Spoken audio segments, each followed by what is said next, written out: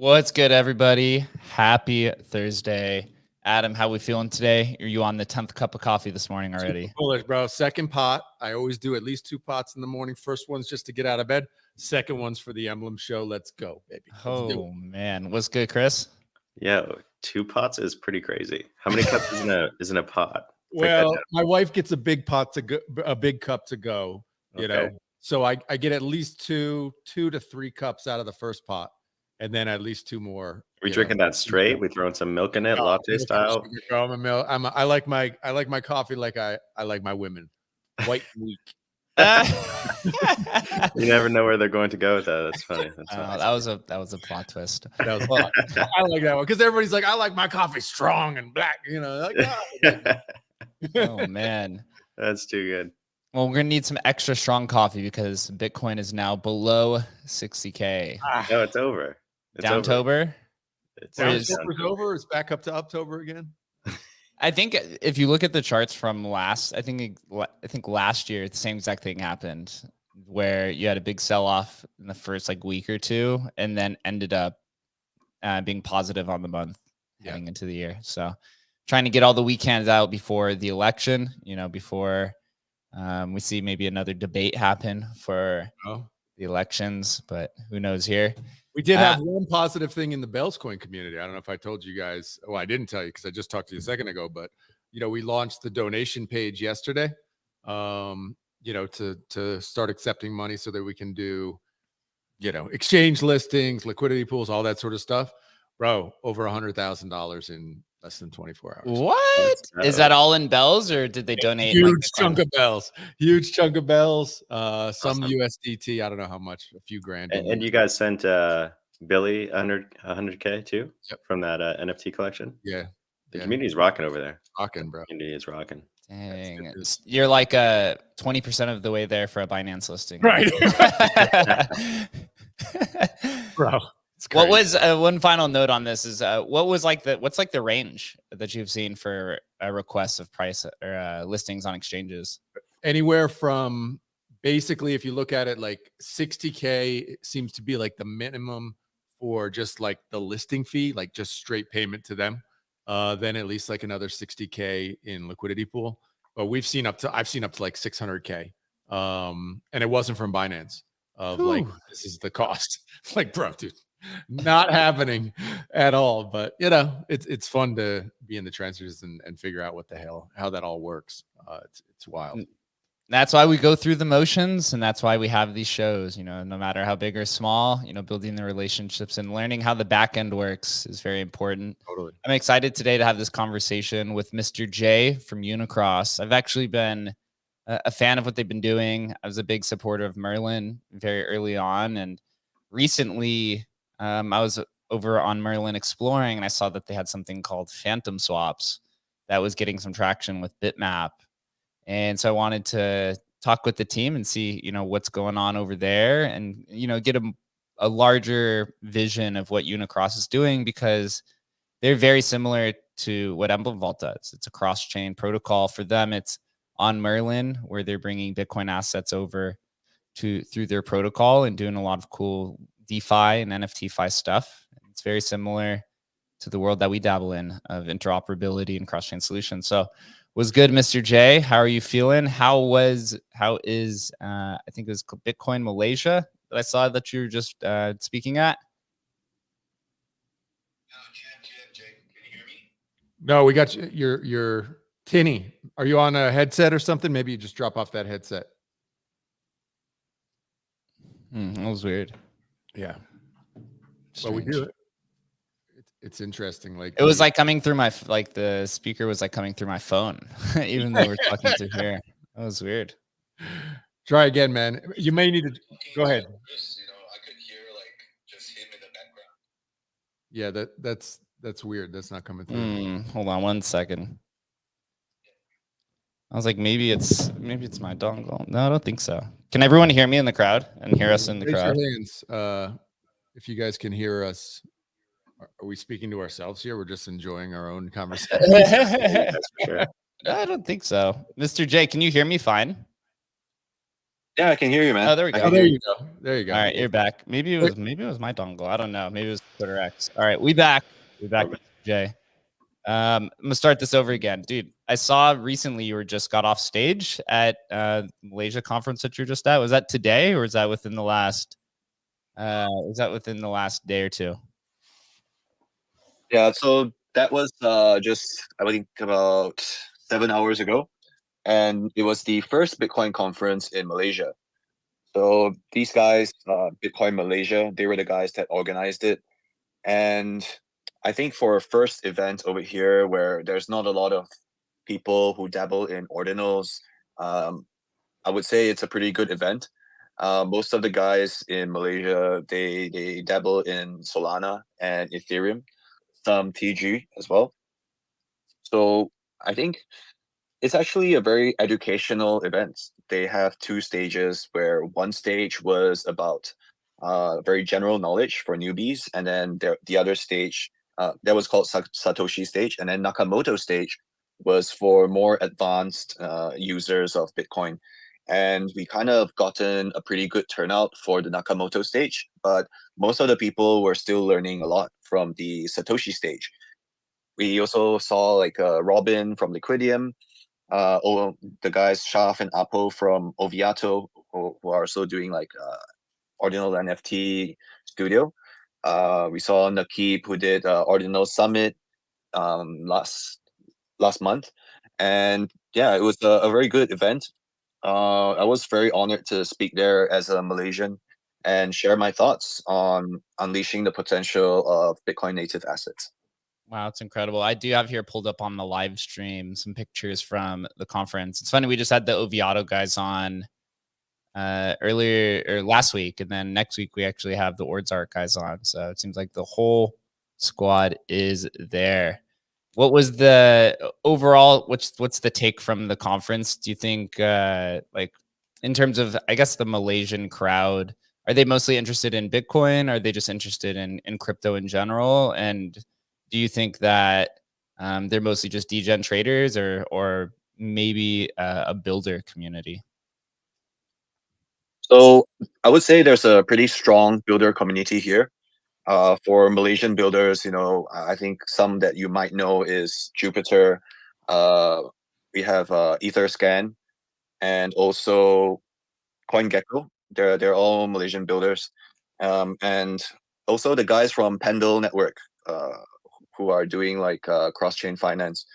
Most of the builders here are pretty like low key, like we don't really know they're actually from Malaysia. But for like communities trading, going degen, there's a pretty good number here that do it on, I would say, mostly Solana and Ethereum. So there's this need to educate more people that, hey, there's actually a whole ecosystem on Bitcoin right now, and that some of the guys from Bitcoin Malaysia, they kind of like do monthly training, sort of like seminars, and then monthly training seminars from Crypto Billis, which is also another Malaysian crypto group focused on Bitcoin. Wow, that is fantastic to hear. Well, I'm happy that we finally get to have this conversation. As I noted kind of earlier in the show, that I've been dabbling with UniCross since you guys, came on to Merlin. I'm a big supporter of Merlin, and recently I noticed that Phantom swaps had a lot of attention, and I was playing around with going back and forth between, Bitmap and the Runes token that you guys have through the Phantom protocol. But before we do go into that, could you, just give us a brief explanation of what UniCross is and what's the overall goal with the protocol? Thank you. So UniCross is an asset management hub on Bitcoin Layer 2. Specifically, right now we're live on Merlin. So we offer services like Inscribe, where you can issue assets on Layer 2s easily in an environment that you're familiar with, for people who are non-Bitcoin. And also, you can use this Inscribe service to actually quickly get liquidity in the terms where, once you inscribe, you get ST tokens, which are kind of like interim tokens while we wait for 3 block confirmations. And this allows users to quickly sell if they want to on our marketplace. And also, we have a bridge for people to bring existing assets and liquidity into different layers.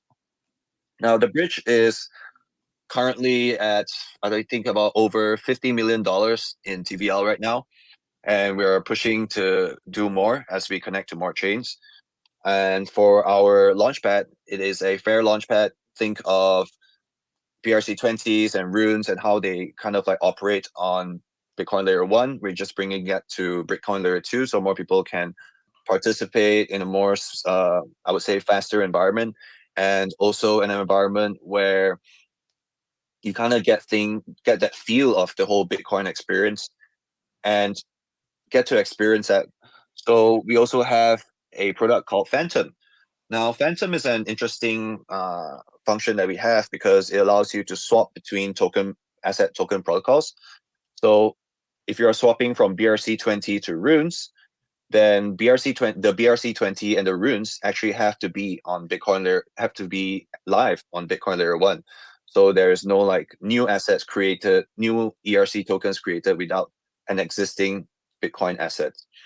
And recently we just did this thing called this song about NFTs. Not sure if you guys heard about it. It's a BRC 420 that is a music, what we call a music box, and we are bringing it into a tokenized form in the form of runes. This is just a continuation of what we did with bitmaps. Bitmaps were the first ordinal kind of like NFTs. It's also a ordinal that kind of got tokenized into the bitmap token, and you can actually stake the bitmap token on bitmap game to earn to earn yield, and also to rent bigger lands for your metaverse. And I think Jeff from Merlin is actually building out a pretty good metaverse with a lot of features, putting in dApps in the ecosystem into the game as well. So I think that and kind of like realizes the whole like bitmap metaverse kind of concept. And for us, since Bitcoin layer 1, where we started building, until now on Bitcoin layer 2, our whole idea is to unleash the potential of Bitcoin native assets. And we've been continuing to do that, and we will continue to do that more in the more new products that we build as well. Yeah, you guys' product line is really cool. It's very set. Reminds me very similar to some of the stuff that we do at Emblem Vault. We're gonna dive through a handful of these and then maybe end with Phantom, because I find that one the most interesting. So with the Inscribe tool here that I have it pulled up on the live stream for those that are watching. The ticker that you can inscribe is uncommon goods, right? This was the rune that was etched by Casey. It's unlimited until the next Bitcoin halving. So, you still have about 3.5 years. And then you can have an amount up to 2,300, and then it has a price.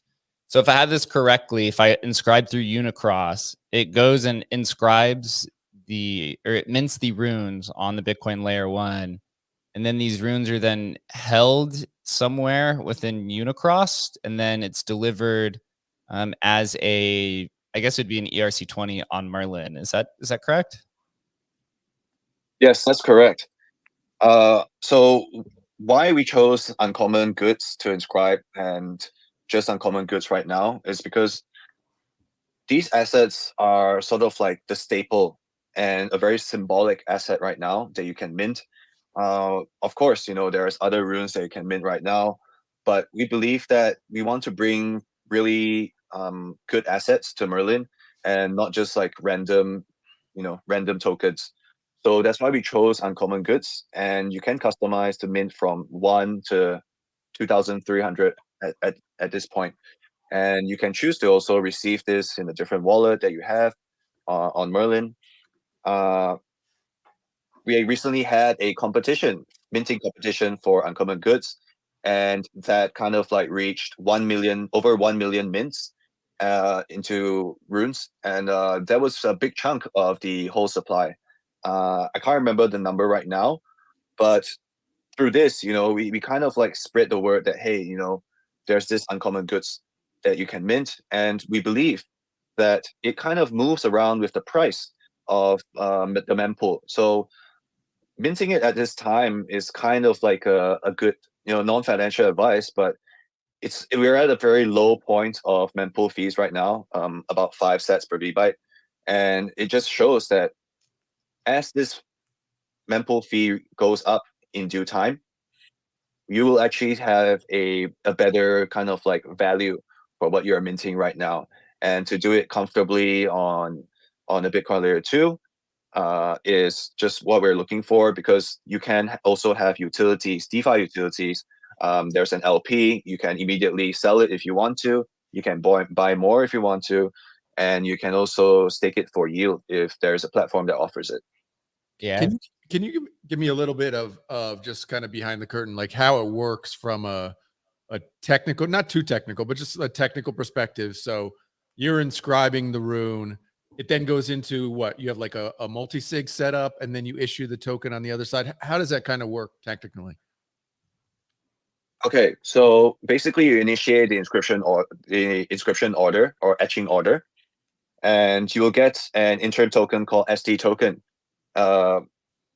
ST tokens are basically the interim between like confirmation, the first confirmation block and the third confirmation block. After that, once it's actually inscribed, it will hit on to a multi-sig. This is the only solution that we have right now.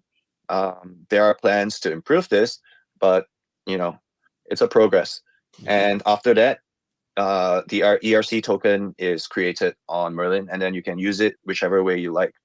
So it's always backed by 1 uncommon goods on Bitcoin layer 1 and 1 uncommon goods on Merlin. Yeah, I know people give everyone flack for the multi-sig thing, but right now in Bitcoin, there's literally just not many other solutions. Internally at Emblem, we are looking for like just even a proper multi-sig for Bitcoin just to store assets, and there's literally like 4 that exist or 5. So, completely understand where you guys are coming from, and from the utility aspect, this is kind of what I've been finding very attractive at Merlin, is that now that you have it as an ERC20, you could go over to Merlin Swap and you can put it in an LP pool, or you could trade against it, right? You could borrow against it. You could do all kinds of, more advanced DeFi applications because you have smart contract functionality.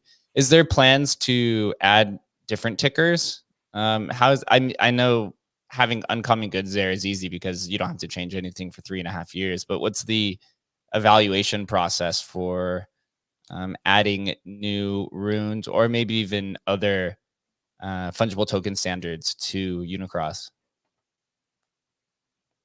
Yeah, so let me just touch a bit on multi-sig wallets before I continue. Sure. So multi-sig wallets, actually, they are basically held by a few parties, as we all know. But in terms of like people with, say, 1,000 Bitcoin or even more, 500 Bitcoin, so they want this security that if shit goes down, somebody is able to back that up. What I mean is that if, for example, this multi-sig wallet was compromised in any way, which hasn't happened so far, they would be able to get their money back. So there is actually usually a central custodian to hold these Bitcoins, and that gives actually these bigger holders of bigger amounts of Bitcoin that kind of like guarantee.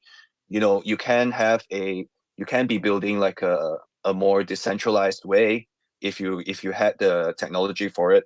But at the end of the day, these users who are powering a lot of these TVL, they kind of like prefer someone that you can say, hey, you lost my Bitcoin, I need my Bitcoin back. So it is a balance that we're trying to find out a way to make all the parties happy, to have a decentralized way, and also to make sure that there is somewhere to fall back if anything happens. So going back to your question about uncommon goods as being the only ticker right now, we see runes as being a very stable staple token protocol on Bitcoin, and it's based on user demand. If there is a big demand for, say, other tickers or other mints, then yeah, we would support it. But this is something that we kind of like changed. Before this, we had BRC20s as well. But it kind of like requires a lot of resource to keep up with all these different protocols. And if there's only one person minting it, or 10, or maybe like a very small amount of people minting it, then it doesn't really make sense in the sense of efficiency. So uncommon goods is something that we can confidently say is something that is really symbolic. It's like rune number 0. It's by the creator of the runes protocol. So that's what we're putting on there right now. There is more room definitely to add more, but that's just really depends on the community demand. Yeah, I could see where it gets tricky as well, because a lot of these mints have a fixed supply, so you'd have to list it very quickly while it's minting out, and I can see kind of the complication that happens there. Moving into the product suite, you have 5 that I've seen that are on the DApp, and then also I was looking at here on the live stream your guys' booth, which you've also labeled 5. So we're gonna go through these. For the launchpad itself, I actually did participate in this launchpad when it happened. This was like many months ago, and it's actually very similar to like the Emblem Vault Pad, which is like a cross-chain launchpad. Like for us, we did this with a 10K Bells coin mint, where it inscribed on Bells coin and then had it delivered on Ethereum as an NFT. We're here.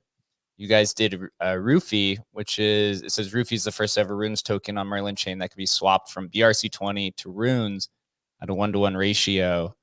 And so here it looks like you were able to mint Roofy, and then it did the same Roofy thing, and then it was basically minted on Bitcoin and then delivered on Merlin chain is the same way. Is there anything else unique to this? It's very similar to the Inscribe product, correct?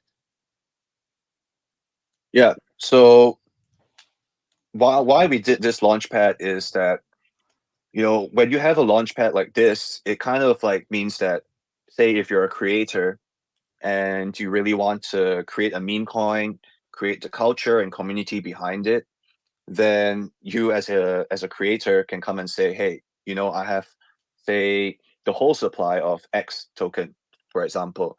And then you can say, I want this to be launched fairly on layer 2.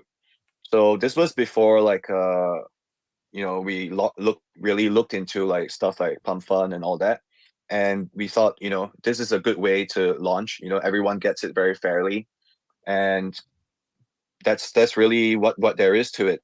And Roofy Mint actually like broke the chain I think twice, and we had to stop it and bring it to like an airdrop kind of system. Back then, these Merlin was actually launched really quickly, so a lot of their issues are fixed now. And if there's any creator who wants to come and do a launchpad with us, you're welcome to do so.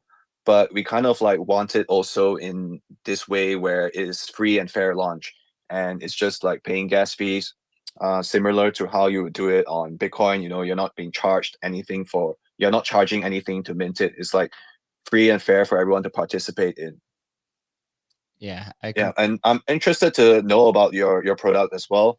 That's pretty interesting that you have something on Bells coin, and then you can use it in Ethereum. So that kind of like it's really like for our values kind of aligning, that you're securing assets on a UTXO kind of chain, and then bringing it over to a utility environment where you can really expand your imagination on that. Yeah, Emblem, that's what we're a big believer in. And actually, from the requests that we've gotten from our community, the biggest one actually is, inscribing on Bitcoin and having it delivered on Solana. But we have had more requests now over time of, hey, can we have it on Ethereum, or can we have it on Base? Seems to be like a big one. I'm sure it'll only continue to grow even more. But we, again, just like you said, we have this very similar ideology that having these assets minted on Bitcoin or on a UTXO chain provides the most security of any of the chains, because the data is on chain and the ownership layer is on chain, depending on which meta protocol you're using. But the utility aspect of it, or having these kind of like more advanced interactions using DeFi or NFTFi, it's just very tough to do that on these UTXO chains. It's still going to happen, but there's definitely a limitation. And if you want to hit, market adoption, most people are not going to be participating with a DEX on Bitcoin, right? Or trying to lend on Bitcoin. They'd rather just do this in a little sleek and fast environment where the gas transactions are, pretty nominal. Yeah, as much as we love Bitcoin, we love it for being secure, stable, and safe. When you really want to expand out of that, you either do it in a very centralized way, where you kind of do it on off chain, somewhere on like probably your own server or something like that, or you can do it on chain on another layer. So it's really tricky. We really want to build more on Bitcoin, seeing that we can issue assets on Bitcoin now, but there is not this ecosystem to support it. So what's next? You really need probably like an interim period where you can do something on it.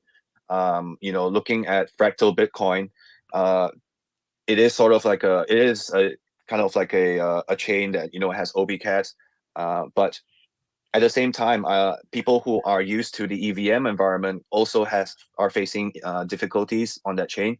So you kind of see like there is so many ways you can expand upon this, and rather than just standing still and thinking and hoping, oh, Cat 20 is going to come, you just build, just build and keep building so you can gain the experience, and then eventually when these kind of things do happen, then you can say, okay, now I'm ready to really unleash it.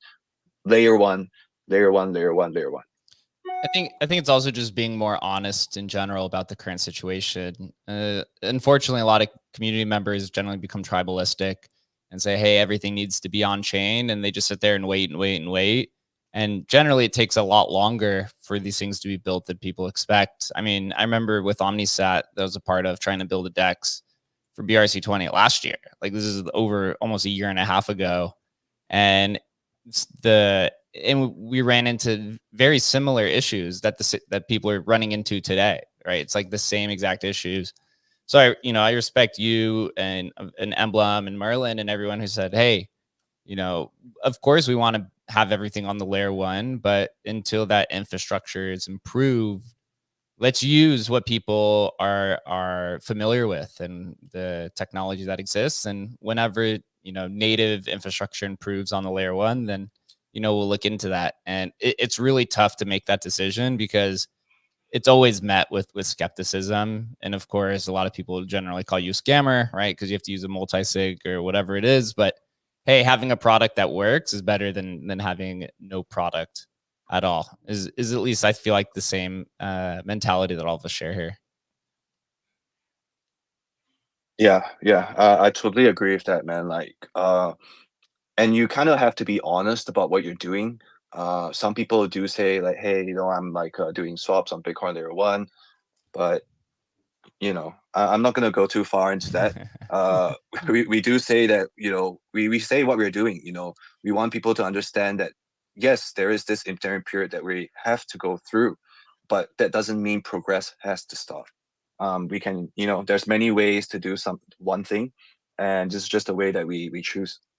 Yeah, absolutely. So moving into the product suite here, on UniCross, the next one I'd like to talk about is just the bridge, right? That's the on-ramp to UniCross and to Merlin chain. Merlin has their own bridge. I believe it's called the Merlin Seal. Does UniCross provide its own bridge as well, or do you tap into just using the seal and then whatever goes through the seal is then imported to the marketplace or displayed on the marketplace? So the Merlin's native bridge is actually more focused on Bitcoin, and for us, we've been dabbling with Bitcoin assets since layer one. So we're fully like focused on Bitcoin assets rather than like Bitcoin itself. When you're talking about like Bitcoin assets, that kind of goes into the realm of Bitcoin Fi, and we believe that by going through this whole Bitcoin asset progress, we're actually able to scale Bitcoin Fi alongside native Bitcoin as well. Bitcoin native assets are currently at around over $10 billion in market cap. And if you look at the trajectory of say something like Ethereum assets, that trajectory is kind of like a bit slower, but just because Ethereum has had such a long time in its flourishing ecosystem, that we are able to gain a lot of experience from that, and also bring all these like innovations and probably merged new innovations to Bitcoin and accelerate that process. Ethereum is kind of like about 50% utilized in their token ecosystem versus their market cap, and Bitcoin is only at 1%. So there's huge potential in Bitcoin native assets. Yeah, I completely agree with that as well. Adam, any tokens or NFTs you'd like to see imported into UniCross? What do you mint nowadays? Well, my question is, like, I understand from an uncommon goods perspective why you'd want to support that, because obviously that's like an ongoing mint, for years. My question is though, like with uncommon goods, have you seen any traction as far as people actually like, swapping or selling the asset?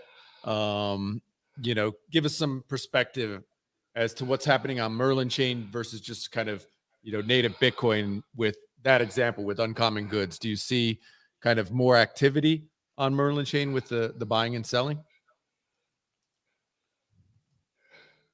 I'll be honest, I don't have the stats on that right now, but our focus for uncommon goods is for the future. So when you're looking at the sats per VByte right now, it is so low compared to what ordinals were last year. And if there is actually no increase in this sats per VByte in the short term, then users probably won't be incentivized to do any trading. They would either keep minting it or just hold their uncommon goods, basically. Yeah. Yeah, that makes sense. I'm looking at the marketplace here, and it's pretty cool. You could see all the ordinals NFTs that are displayed through the Merlin seal. I actually was somebody who staked in the Merlin seal, so I'm familiar with it. It's basically, for those that aren't aware, Merlin seal was the way for Merlin to attract TVL in the very beginning. And basically what you did was you sent your NFTs into a variety of different multi-sigs. I believe they had like 9 different ones, and then they just issue the token on the other side. But they actually did it with NFTs and with different ordinal standards. So they used BRC 420 and they did ordinals, and then I think I don't think they did runes. But on here, there's 2. I think the one that probably gets the most trading activity is the BRC 420 box, because I think this might be one of the only places you could trade at it. I'd love to just, Mr. J, just get your thoughts and opinion on ordinals that have gone through the seal and are trading on UniCross, because I believe you're actually the only, or might be the only NFT marketplace on Merlin. Do users find this as something useful? Is there active trading activity going? And what's the future plans for the quote unquote NFT marketplace on UniCross? Yeah. So initially, we only wanted to be very focused as an infrastructure provider. The marketplace is something that we are taking our time to upgrade. There is actually active trading activity going on quite frequently with BRC 420 assets like Dragon Ball, Blue Box, this song about NFTs.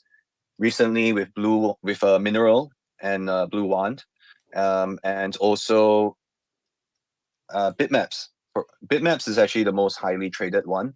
I think a lot of people really see a lot of potential in Bitmaps, and seeing that there is actually a Bitmap game and the Bitmap token that you can use Phantom to swap into.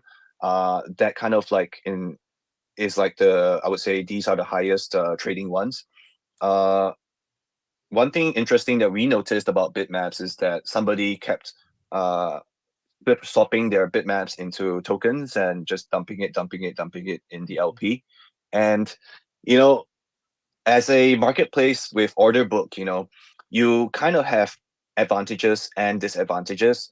So the advantages would be that you can instantly list something. You don't have to wait for an LP. But the disadvantage is that it kind of also doesn't really allow for a very true price discovery. So what I mean by that is that yes, you can list like your tokens, your NFTs lower and lower or higher and higher, but because there is no like instant order, instant pool that it can draw from, it kind of like doesn't really show the true price of anything. So it just shows like, oh, the attention is here, or the attention is not really here. So with an LP, it is kind of instant. You know, you can keep dropping it, or you can keep buying it in a sense. And for our marketplace, I would say ordinals are more commonly traded, ordinal NFTs. And then for tokens, I think people usually prefer to use an AMM DEX compared to an order book DEX. Yeah, I agree as well. So let's dive then into Phantom. This is, again, it's at the beginning, I found most interesting because here on the website it says liquidity, hold and PFP migration, multi-utilities. To me, it kind of reminds me of like a cross-chain 404 protocol, in the sense that I have here opened up the bitmap to bitmap token. You deposit your bitmap, which is an ordinal, into the Merlin seal, which then takes your bitmap to Merlin chain. So then you have the bitmap on Merlin, and then here you can swap the bitmap on the L2 for the bitmap token, which underneath is actually runes, but it's on the L2. Whoa, you lost me there, bro. Yeah. Isn't that crazy? Wait. What the hell's going on? So so here on the situation, you have bitmap. That's a layer one NFT, right? It's an ordinal. Right. You have the bitmap token, which is a runes, but it's on Merlin chain, right? Okay. And so what you could do in this situation is you swap one bitmap for, I believe, 10,000 bitmap token. And so 10,000 fungible runes, a fungible token, represents one bitmap, which this is very similar. Why run it as a rune rather than just a ERC20 or something? Well, it is on Merlin. It is an ERC20, but you can then unload it to layer one. If you bridge out of Merlin chain, then you can move it to a rune. It's very similar to like what Frank and DGod's team did, where it's like one DGod equals, I think it's 100,000 DGod token. Gotcha. Here you're doing the same thing, but it's all on the layer two with layer one assets. Gotcha. And so the cool part here is I have here pulled up on the live stream the Merle bitmap token LP pool. So this is Merle, and then the bitmap token, the rune, and this has over 1 million in LP. So you can then, you could basically convert your bitmap to 10,000 bitmap token, and then you could just dump it as a liquidity token for Merle or for Bitcoin. And this seems to be what a lot of people doing. Look, it looks like there's been 10 or 20 different transactions in this LP pool just today alone. And that's what Mr. J was mentioning, was one of the biggest Bitcoin whales, or bitmap whales, I should say. I think it had like 40,000 or 30,000 bitmap. Just kept converting it to the token and dumping it into the LP pool. And you can, on the other side, you can basically hedge into a bitmap if you wanted, right? Because it's 10,000 bitmap token equals one bitmap. You could buy 50,000 of it, or you could buy 5,000 of it, and then maybe buy 5,000 later to then convert it and bridge it out. I know it's a lot for you, Adam, but does it make sense? My smooth brain is on fire right now. Mr. J, take us through, the thought process and the launch of this product. It's gotten a lot of attention. Merlin Chain's been posting about it. Jeff has. I've dabbled around with it, and it has actual users who are finding different type of use cases for this. Take us through the iteration of it, like the creation of it, and then the implementation. I like how you were like, yo, what the fuck's going on, right? Okay. So okay, let me explain a little bit. Like I said, we want to keep assets that are actually on Bitcoin, and then use the utility on layer 2. So think of it as if you had bitmap tokens, bitmap NFTs, and you converted it to an ERC20 token with no backing. So how do you bridge this thing back? You probably have to do 2 steps. You convert it back to a bitmap, and then you go and put your bitmap back, bridge your bitmap back to layer 1. But the way that we are doing this is actually now you're able to now we do have bitmaps on Bitcoin Layer 1, as we all know. And then we do have the bitmap token, which is a rune on Bitcoin Layer 1. So when you're swapping between bitmap and Bitcoin token, you can actually choose, you want to bridge back as a bitmap or you want to bridge back as a bitmap token. It's really up to you. And if you really want to do something else, you can swap your bitmap token for Merle and then swap it for BTC or whatever that you want. And then you can offload it, offboard it to either Bitcoin Layer 1 or somewhere else. So it just kind of opens up a lot of avenues for you to utilize your asset. You can either take it to an LP, you can take it out like I mentioned before. So that's the whole concept behind it. We don't want to create tokens out of thin air. We want tokens to actually be backed by Bitcoin assets. They are Bitcoin assets. It's just that you're using the utility on Bitcoin Layer 2. So this is the whole thought process behind why there must be a token existing on Bitcoin Layer 1 and why there must be a token existing and why the NFT must exist on Bitcoin Layer 1. So when you're talking about even for this song, for NFTs or any other thing on Phantom, these are all actually Bitcoin assets that have been bridged over. It's not like, oh, hey, we're just creating an ERC20 token out of nothing. So that's why we align with Jeff's vision very much, is that he's not creating new shit out of thin air. He's taking stuff that really does exist on Bitcoin Layer 1 and bringing utility over. And that's what we're trying to facilitate here as a gateway to Bitcoin assets on Layer 2. So only by then you can really see, okay, hey, we are really building for Bitcoin and Bitcoin assets, and we're not just creating an L2 just for the sake of it. Yeah. So yeah, when you're talking about Phantom, you can swap it, interchange it, bitmap to bitmap token to bitmap. It goes both ways. Yeah, both ways. Yeah, it's really novel, and I'm going to point this out, which I noticed, which was very interesting, was actually the price difference between between it being on Merlin chain or versus it being on the native asset. So right here, the floor price of the bitmap token is a fourth of a penny, but if you put it at times 10,000, it comes out to about $47 per bitmap. Whereas if you look on Magic Eden, it's $35 per bitmap. So there's actually a native arbitrage opportunity that's built in. I know Jeff did turn off the importing of bitmaps, I believe, but that was something that really caught my attention. Was, wow, the fungible token version of it is actually trading much higher, right? Almost 50% higher than it is on Magic Eden. Now, why was the ability to bring in additional bitmaps, why was that turned off? You know? I don't know for sure. Mr. J, do you know? I saw Jeff post about it it was maybe last week. Yeah, I listened to Jeff a lot, and I kind of forgot why he did that.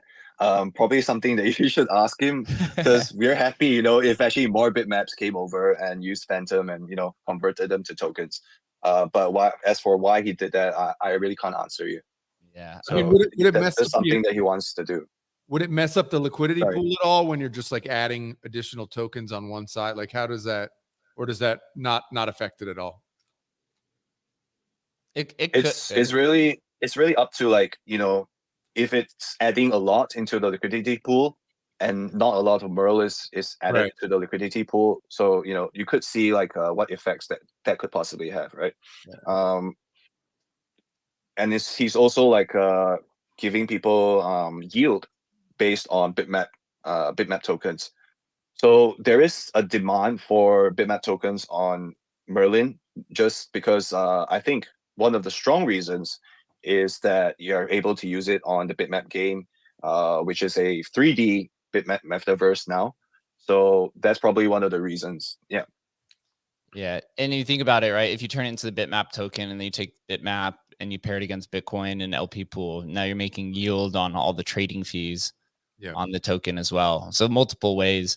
just to point out the numbers here, because this is actually really what caught my attention. You have 51,152 people who own Bitmap, the native asset.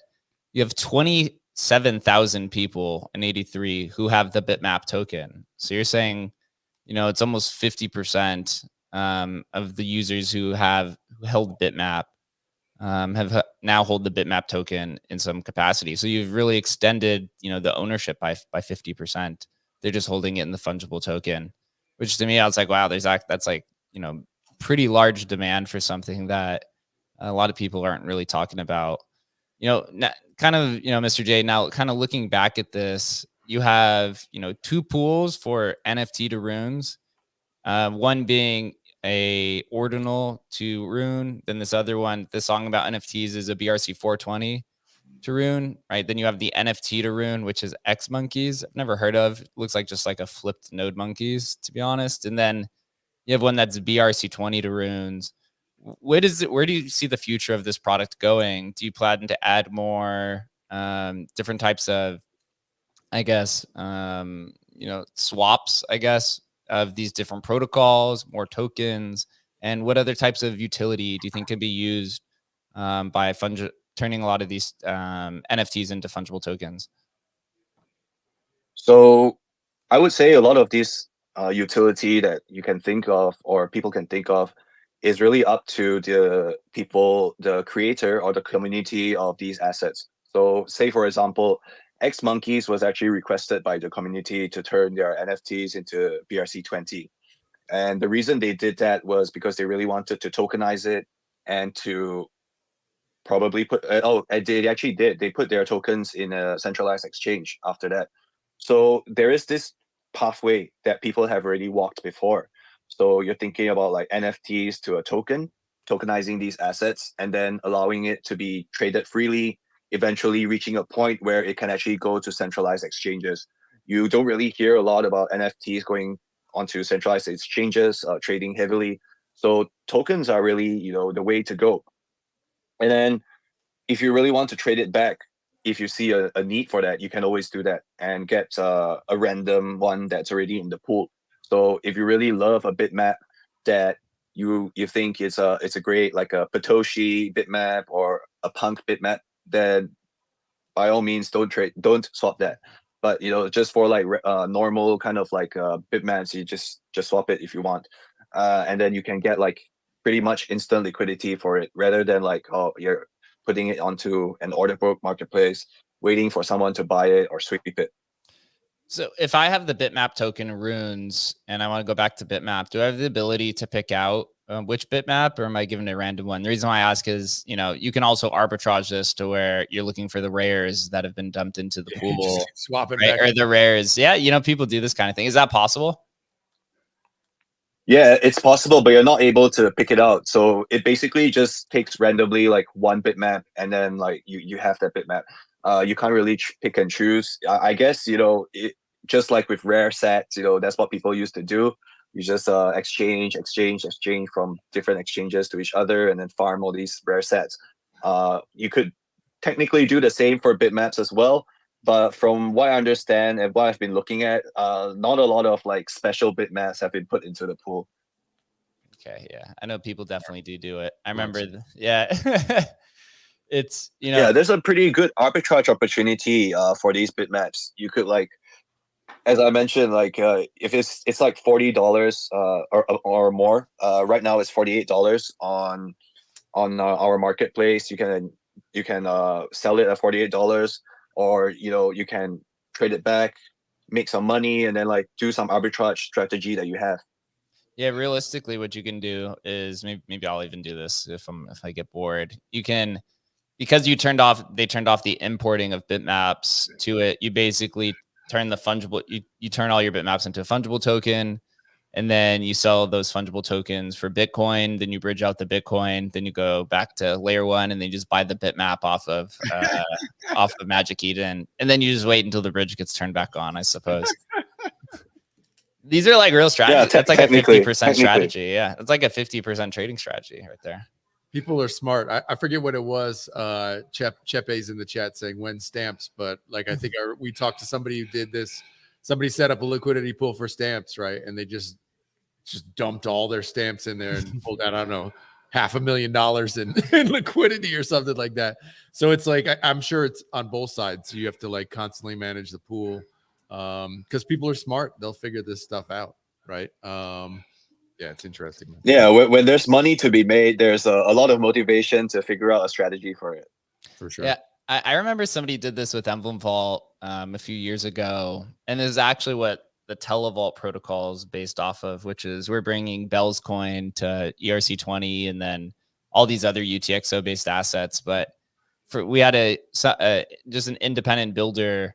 They built a ERC20 bridge for Feels Good Man. It's like a very popular. It's the Matt Fury rare Pepe that sells pretty high. I think it sells at like a multiple ETH ratio. They basically built a smart contract to where you could deposit the rare Pepe, which is held in an Emblem vault. That's right. That's in ERC 721, even though those assets are counterparty. And then it's deposited into a contract, and then you were given like 100,000 Feels ERC20 on the other side. Ultimately, I think it was probably a few years too early, and the Phantom Swaps reminds me of something exactly like that. Totally. And for our Televault protocol that's being launched here shortly, it's very similar. We deploy an ERC 721 contract or ERC 1155 contract for fungible tokens, UTXO. So in this case, Bell's coin, right, which is the UTXO chain.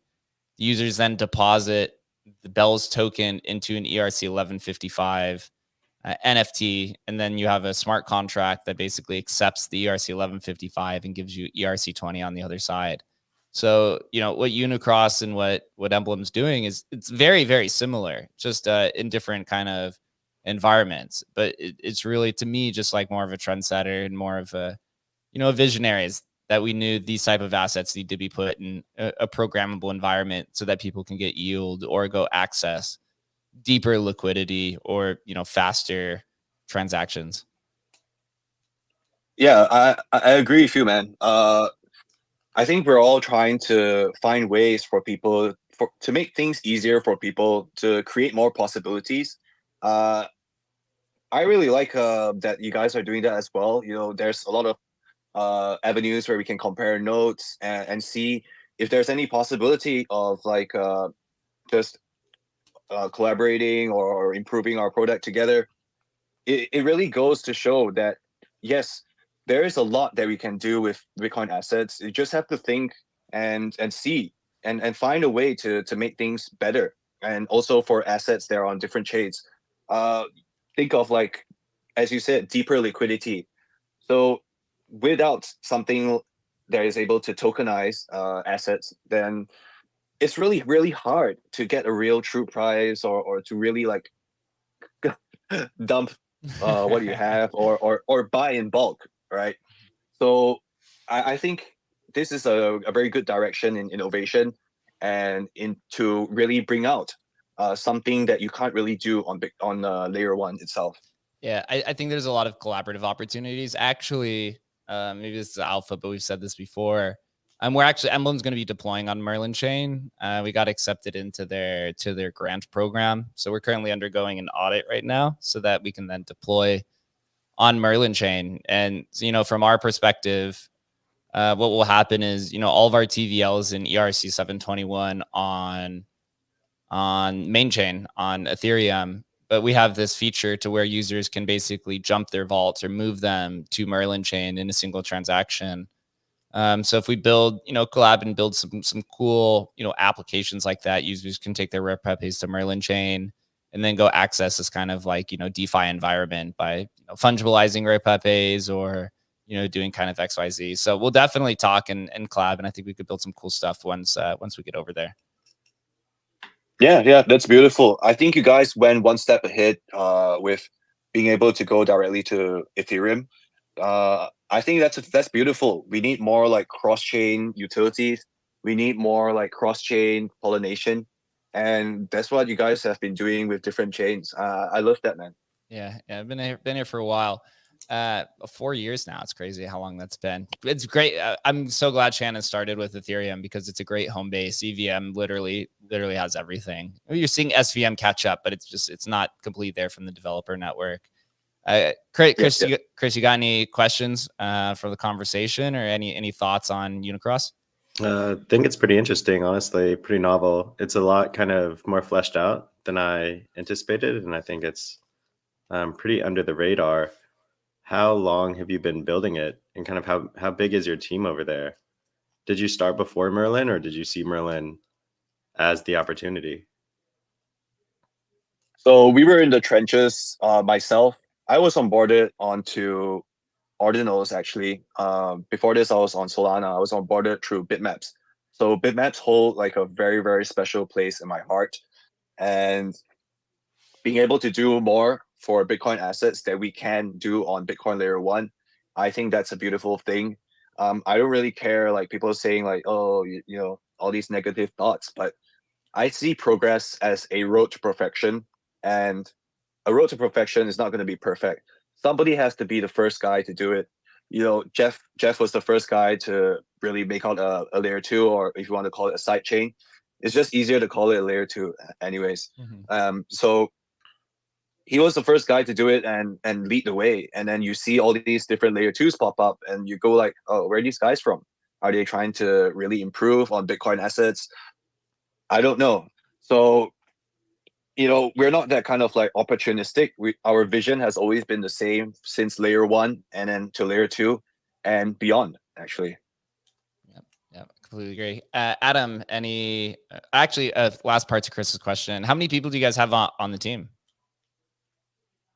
Right now, the core team has about 5 people. And then we do have like other members of the team who are just doing like stuff like CM and other stuff like that. Awesome. Yeah, I see you guys. And BD as well.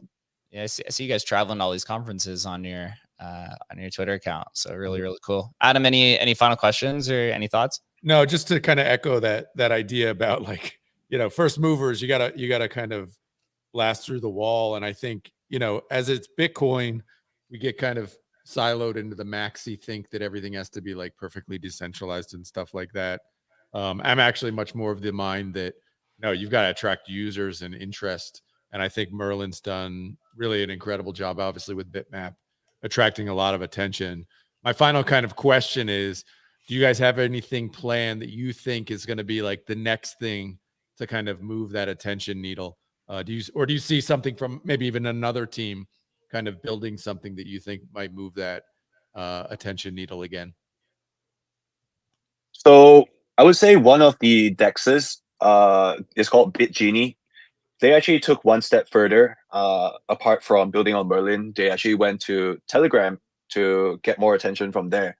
So I would say people who are innovating out of the box or just integrating different chains like yourself would be a very good way of like expanding this realm that we have, this little realm that we currently have right now in Bitcoin, and really letting people know, hey, there is this whole Bitcoin ecosystem. Hey, you can do something with these assets on different layers, and hey, come innovate, right? So I really like the sense where things are really moving rather than standing still and waiting for something to happen. Yeah, we're exactly in the same boat. It's a little bit tougher, but you know, once everything improves, it reduces the friction.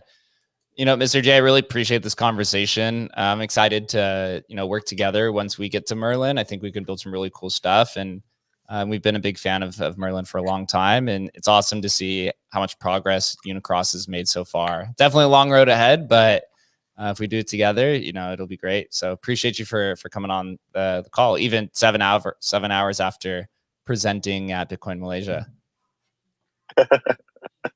My pleasure, man. My pleasure. I've been a fan of you guys previously with what you did with Emblem for Bitcoin, and yeah, happy to see you guys coming into Merlin. Happy to see more builders coming into Merlin to build, and yeah, let's make Bitcoin fun again together. Yep, I completely agree. Absolutely. Everyone who joined the show and hung out there and all the live streamers, appreciate all of you. Yeah, we got a ton of live streamers today, ton of live streamers. Just shows more people are starting to just watch rather than listen, which is cool. People have figured out that you could pop out the video, bro. They finally figured it out. The Man. picture. Yeah, that's what we were talking about that like over a year ago. Like when can this finally happen? I think Adam was making like a tirade on Twitter about it once.